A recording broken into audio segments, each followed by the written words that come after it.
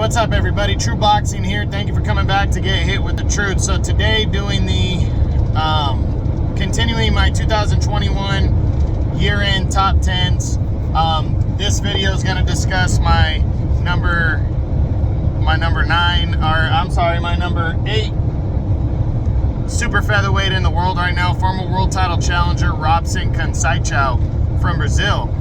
And Conceicao, was an undefeated, somewhat of a prospect. He had a long amateur career, and I say somewhat of a prospect because he's 33 years old and he hasn't been a pro very long. He's 16-1 with 8 knockouts. But I say that because he was undefeated, on the rise kind of deal, trying to make an impression. Earlier in the year, he defeated some unknown guy, scored a 7th round TKO in April. But in September, he got a monster opportunity as he became the WBC's #1 contender somehow. And he took on Oscar Valdez for the WBC title. And Valdez was rolling off of his knockout victory of Miguel Berchelt to become the top dog at 130 pounds. And apparently, Conceicao had defeated Valdez in the amateurs. So, there was that stigma. But also the week of the fight, Valdez, a week and a half or so, tested positive for some banned substance, and the governing body and the State Athletic Commission allowed the fight to go forward, and Conceicao would get his opportunity at the WBC belt. That all seemed to impact how the fight went, because the first 6 rounds, Valdez, who was coming in a heavy favorite, really, in my opinion, got outboxed and outclassed for the first 7 rounds.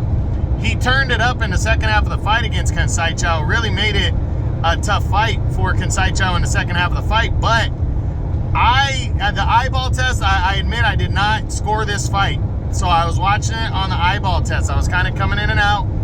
But from what I saw, I thought Conceicao, even in the second half of the fight, was doing a good job of counterpunching and staying in the round. So I was very surprised when it went to the scorecards and Valdez took such a wide decision. This was a very controversial decision, in my opinion, and I thought Conceicao didn't get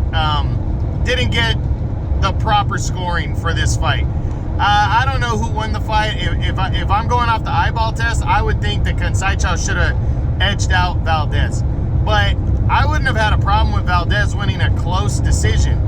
But the fact that he won such a wide decision, I thought was ridiculous.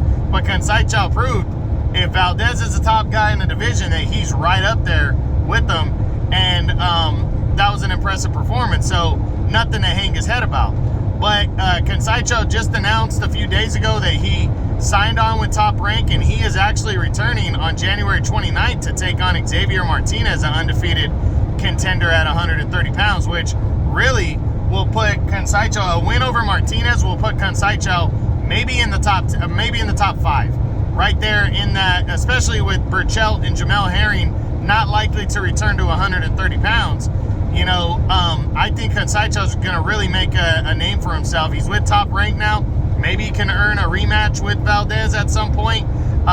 It's kind of up in the air because, Top Rank doesn't have a lot of big names. But to be honest, if Conceicao beats Martinez, why not Conceicao against Shakur Stevenson if Valdez is going to duck Stevenson some more? So we just got to wait and see. But he really impressed me with his performance. I'm really looking forward to seeing him against Xavier Martinez. And to be honest, I think he's going to beat Xavier Martinez. I think Martinez is out of his depth.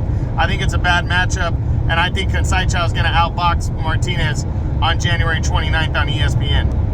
But that's it. That's what I got for my number 8 super featherweight in the world right now at 130 pounds. Former world title challenger Robson Conceicao for my 2021 year-end top 10s. I hope you guys enjoyed it. True Boxing, you've been hit with the truth.